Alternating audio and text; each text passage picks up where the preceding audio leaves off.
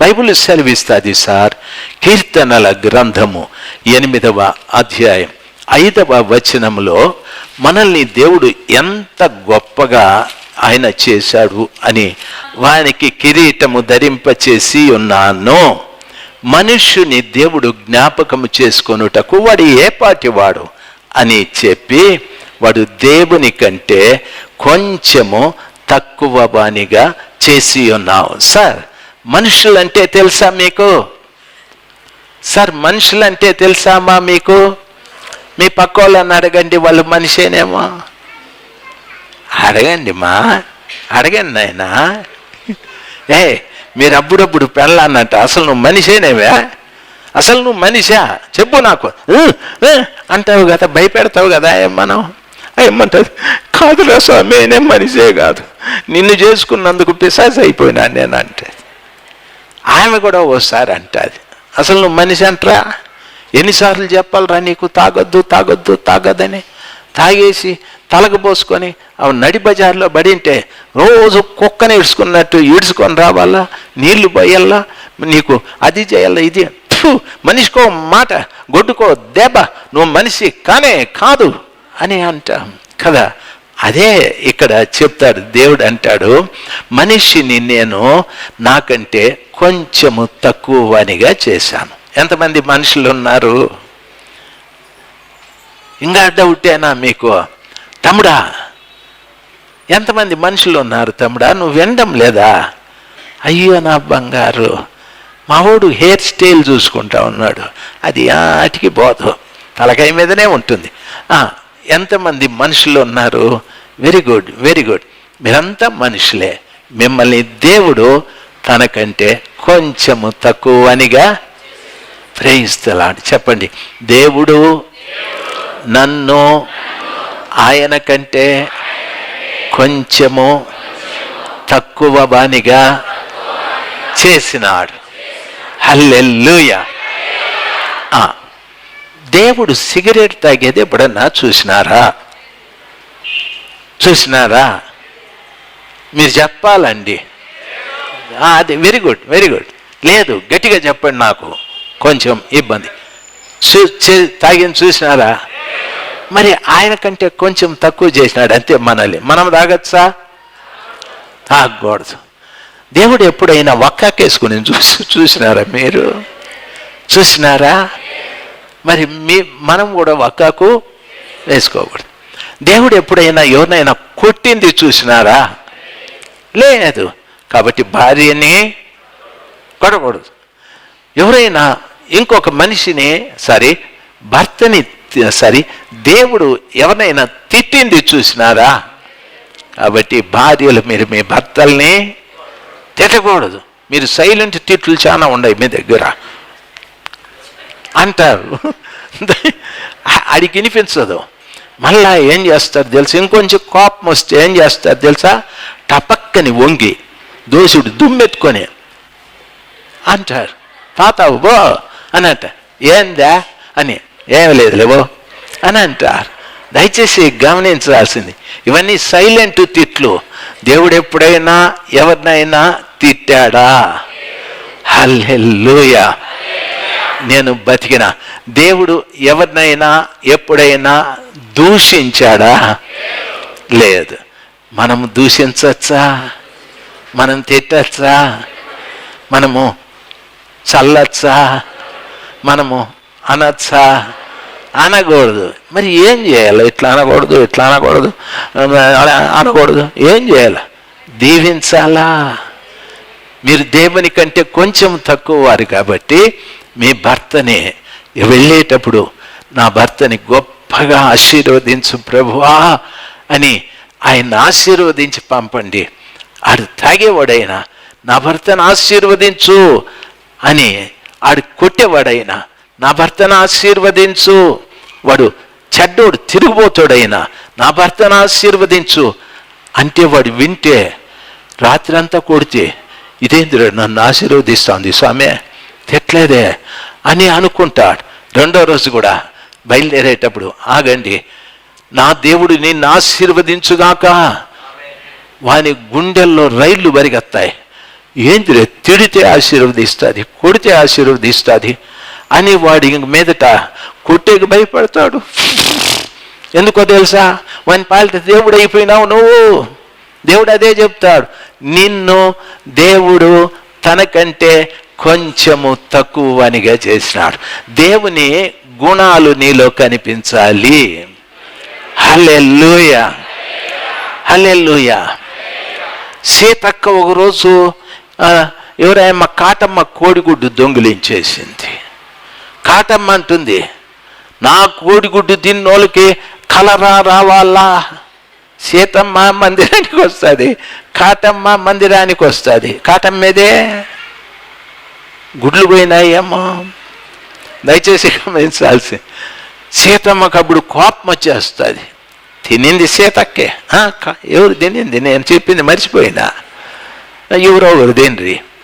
సీతక్క కోపం వస్తుంది, నేనేమి దొంగనా అని. నీకెందుకు అంత కోపమా? నా గుడ్డు తిన్నోళ్ళు నేను తిట్టుకుంటా, వాళ్ళ కడుపులో పేగులు ఇట్లా తిరుగునుగాక, వాళ్ళ గుండెకాయ కిందికి పైకి ఆ హ్యాండ్ బోర్ కొట్టినట్లు కొట్టుకున్నానుగాక అని. సీతమ్మ గుండె బోరు కొట్టుకున్నట్టే కొట్టుకుంటూ ఉంటుంది, పేగులన్నీ వడదిరుగుతూ ఉంటాయి. ఎందుకో తెలిసిన? దొంగ గుడ్డు తినింది కాబట్టి. ఇద్దరు మందిరానికి వచ్చేవాళ్ళే. కాటమ్మ ఏమనాలనో తెలుసా? ప్రభువా, సీతమ్మ ముందుకొచ్చి నా కోడిగుడ్డు తినినటువంటి వాళ్ళను దీవించి వారికి 10 కోళ్ళు ఇత్తురుగాక అనాల. సీతమ్మకు భయం వచ్చేస్తాయి, కాళ్ళు ఇట్లా అని. ఏమ్మా ఇదేందిరా, గుడి తింటే తిడతాది అనుకుంటే ఈ అమ్మ ఆశీర్వదిస్తూ ఉంది అని. రోజు ఆశీర్వదించు, మీ భర్తను ఆశీర్వదించండి, మీ బిడ్డలను ఆశీర్వదించండి, మీ భార్యను ఆశీర్వదించండి.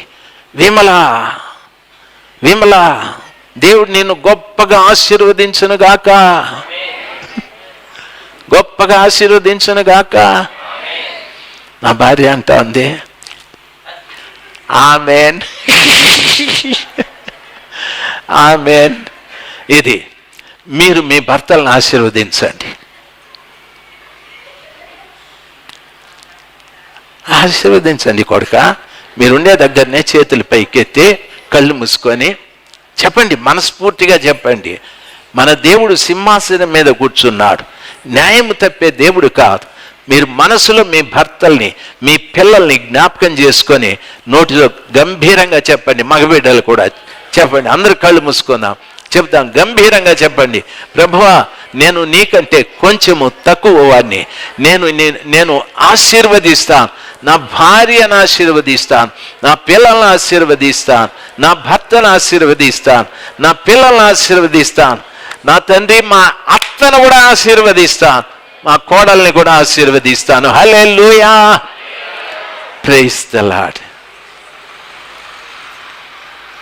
కొంతమంది చెప్పడం లే అంటే నాకు అత్త లేదనా, భర్త లేడైనా చెప్పాలా.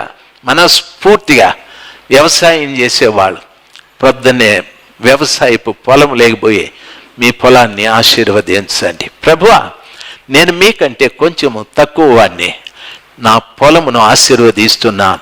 ఈ పొలంలో సారం రావాలి, నేను వేసే ప్రతి పంట 100 అంతల పంట ఫలితము రావాలి. ఈ పొలంలో సారం రావాలి, నేను వేసే ప్రతి మొక్క, నాటే ప్రతి మొక్కలో 100 అంతలు ఫలసాయం రావాలి. మనస్ఫూర్తిగా ఆశీర్వదించండి. ఎందుకో తెలుసా? నీవు దేవుని కంటే కొంచెము తక్కువ వాడివి. హల్లెలూయా, ప్రైజ్ ది లార్డ్. ఒకవేళ మీరు కష్టపడి సంపాదించే సొమ్ము మీకు నెలంతా సరిపోలే, దయచేసి మీకు వచ్చిన డబ్బుని బైబిల్ మీద పెట్టి మీరు మీ భార్య మోకాళ్ళ మీద నిలబడి చేతులెత్తి దాన్ని ఆశీర్వదించండి. ప్రభా ఈ నెలంతా ఈ డబ్బు మాకు సరిపడి ఇంకా మిగలాలి, నెలంతా సరిపడి మాకు మిగలాలి. ఈ డబ్బును ఆశీర్వదిస్తున్నాం. ఎందుకో తెలుసా? నీవు దేవుని కంటే కొంచెము తక్కువ వాడివి. దేవుడు నీ ఆశీర్వాదాన్ని విని దాన్ని దేవుడు అభివృద్ధి చేయడం ప్రారంభిస్తాడు. హల్లెలూయా. అందుకే బైబిల్ చెప్తాది, నీ నోట ఆశీర్వచనములు తప్ప శాపవచనాలు రాకూడదు. ఎందుకు ప్రభా నా నోట శాపవచనాలు రాకూడదు? నీవు నాకంటే కొంచెము తక్కువ వాడివి, కొంచెమే, జస్ట్ కొంచెము తక్కువ వాడివి. కాబట్టి నీ నోటితో ఆశీర్వదిస్తే నీవు ఆశీర్వదించబడిన ప్రతి ఒక్కటి ఆశీర్వదించబడతాది. హల్లెలూయా. మీకు ఉద్యోగం చేసే స్థలాల్లో తెట్టు ఉండొచ్చు, మీ మీద ఇబ్బంది కలిగించేవారు, అవమానించేవారు, లేకపోతే ఎట్లయినా మీ మీద ఇబ్బంది కలిగించాలని కొంతమందికి ఉంటుంది. దేవుని సన్నిధానంలో వెళ్ళి నీవు ఆ సీట్లో కూర్చున్నప్పుడు మనస్ఫూర్తిగా 2 చేతులెత్తి, ప్రభువా ఈ సంస్థని ఆశీర్వదిస్తున్నాను, ఈ సంస్థలో పనిచేసే ప్రతి బిడ్డని ఆశీర్వదిస్తున్నాను, ఈ హాస్పిటల్ని ఆశీర్వదిస్తున్నాను, ఇందులో పనిచేసే డాక్టర్స్, నర్సెస్, ప్రతి వారిని, ప్రతి స్టాఫ్ని నేను ఆశీర్వదిస్తున్నాను. మనస్ఫూర్తిగా ఆశీర్వదించండి. ఒకవేళ నువ్వు ఎడ్యుకేషన్ డిపార్ట్మెంట్లో ఉంటే కూర్చొని ఆ స్కూల్ని, హెడ్ మాస్టర్ని, లేకపోతే ప్రిన్సిపాల్, లేకపోతే స్టాఫ్ అందరినీ, స్టూడెంట్స్ని, ప్రభ అందరినీ నేను ఆశీర్వదిస్తున్నా. నేను నీకంటే కొంచెము తక్కువ వాడిని, నేను ఆశీర్వదిస్తున్నాను. హల్లెలూయా. దేవుని బిడ్డలు మీరు దయచేసి గమనించాల్సింది, దేవుని బిడ్డలు మీరు, దేవుడు మిమ్మల్ని ముడతాడు. మీరు ఆశీర్వచనాలు పలుకుతూ ఉంటే దేవుడు సంతోషించి ప్రభు మిమ్మల్ని ముడతాడు. మీకు తెలియకుండానే స్కూల్ ఆశీర్వదించబడుతుంది, వ్యాపారం ఆశీర్వదించబడుతుంది, వ్యవసాయం ఆశీర్వదించబడుతుంది, కుటుంబం ఆశీర్వదించబడుతుంది, మీ ఫైనాన్షియల్ స్టేటస్ అభివృద్ధి చెందుతూ వస్తుంది. ఆశీర్వదించండి, ఆశీర్వదించండి. దేవుని వాక్యం సెలవిస్తాడు. బైబిల్లో భక్తుడు అంటున్నాడు, దేవుని కంటే వానిని కొంచెము తక్కువ వానిగా చేసి ఉన్నావు, మహిమ ప్రభావములతో వానికి కిరీటము ధరింపచేసి ఉన్నావు. దేవుడు మనకు మహిమ కిరీటాలు, మహిమ ప్రభావమును కిరీటంగా పెట్టినానని అంటాడు దేవుడు. మహిమ ప్రభావములు దేవుడు నీకు కిరీటంగా ధరింపచేసి ఉన్నాడు. కిరీటం ఎవరికి పెడతారు? ఎవరికి పెడతారు కిరీటము? రాజులకి. ఎవరికి పెడతారు కిరీటము? రాజులకి. దానర్థం నువ్వు స్పెషల్, నిన్ను దేవుడు ప్రత్యేకపరిచి కిరీటం పెట్టినాడు. నీవు అదే ఊహించాలి. మహిమ ప్రభావములు నాకు కిరీటంగా ధరింపచేశావు, నేను మీకంటే కొంచెము తక్కువ వాడిని, అంతే ప్రభువా, మీ తరువాత వాడిని నేనే. ప్రభా, ఈ స్కూల్ని నేను ఆశీర్వదిస్తున్నాను, ఈ ఆఫీసుని నేను ఆశీర్వదిస్తున్నాను, ఈ వ్యాపారాన్ని నేను ఆశీర్వదిస్తున్నాను, ఈ వ్యవసాయాన్ని ఆశీర్వదిస్తున్నాను, నా భార్య పిల్లల్ని, నా భర్తని, పిల్లల్ని ఆశీర్వదిస్తున్నాను. హల్లెలూయా. ఉదయాన్నే లేచి కాస్త బ్రష్ చేసుకొని టీకి పరిగెత్తుకుంటూ వెళ్ళొద్దండి, కాఫీకి పరిగెత్తుకుంటూ వెళ్ళొద్దండి. లేచి కాస్త మొహం కడుక్కొని భార్య భర్త కూర్చొని 1 గంట సేపు అని నేను చెప్పను, మీకు ఎంతసేపు ఓపికో, 2 నిమిషాలైనా సరే, 5 నిమిషాలైనా సరే, మనస్ఫూర్తిగా అందరినీ ఆశీర్వదించండి. మనస్ఫూర్తిగా అందరినీ ఆశీర్వదించండి. 2 నిమిషాలైనా పర్వాలేదు. దేవుడు నిన్ను ఆయన కంటే కొంచెము తక్కువ అనిగా చేసి మహిమ ప్రభావములు కిరీటంగా నీకు పెట్టాడు. అంటే నీవు ఎలిజిబుల్, నీవు ఆశీర్వదించడానికి అర్హుడివి. మహిమ ప్రభావముల కిరీటం ఎదుటి వానికి కనిపించకపోవచ్చు, ప్రభువు నీకు పెట్టాడు, ప్రభువు నీకు పెట్టాడు. హల్లెలూయా. ప్రభు నాకు మహిమ కిరీటములు పెట్టాడు. ప్రభుల వారు నన్ను ఆయన కంటే కొంచెము తక్కువ అనిగా చేశాడు. అందుకే సంఘం అంతటిని, ఇమ్మాన్యుయేల్ చర్చికి సంబంధించిన కుటుంబాలు ఎక్కడెక్కడున్నాయో ఆ కుటుంబాలన్నింటినీ ఆశీర్వదించమని మనస్ఫూర్తిగా నేను ప్రార్థిస్తాను. మనస్ఫూర్తిగా ప్రతి కుటుంబంలో ఉన్న భార్య, భర్త, పిల్లలు ఆశీర్వదించబడుదురుగాక. హల్లెలూయా. ఇమ్మాన్యుయేలు పరిచర్యల్లో సేవ చేస్తున్నటువంటి మా కుటుంబం నుండి అనేక మంది సేవకుల కుటుంబాలు ఆశీర్వదించబడునుగాక. ఈరోజు పరీక్షలు రాస్తున్న ఇమ్మాన్యుయేల్ చర్చి పిల్లలు 10th, ఇంటర్మీడియట్, బీటీ, తర్వాత డిగ్రీ, తర్వాత పాలిటెక్నిక్, ఇంకా ఏమేమి పరీక్షలు రాస్తున్నారో ఆ బిడ్డలందరికీ దేవుడు అపారమైన జ్ఞానం ఇచ్చునుగాక, మంచి తెలివి దయచేయునుగాక, వారు చక్కగా చదివి గొప్ప వ్యక్తులు అవుదురుగాక. హల్లెలూయా.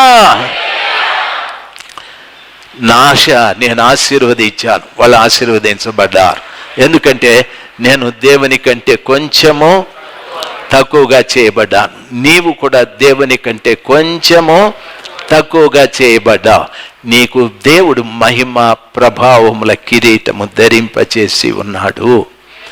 వెతకద్దు ఏదిరది అని, ప్రభువు చేసేవి కనిపించవు, అయితే నీకున్నాయి. మనస్ఫూర్తిగా ఏ చెడు లేకుండా మనస్ఫూర్తిగా ఆశీర్వదించండి. మీరు ఆశీర్వదించిన దాన్ని మీకంటే కొంచెము పెద్ద అయినా చూసి ఓకే అని అంటాడు. ఆ విధంగానే ఆశీర్వదించబడని అని అంటాడు. ఈరోజు నుండి ప్రభు బిడ్డలైన మీకు నా మనవి, మీరు అనేకుల్ని ఆశీర్వదించాలి. హల్లెలూయా.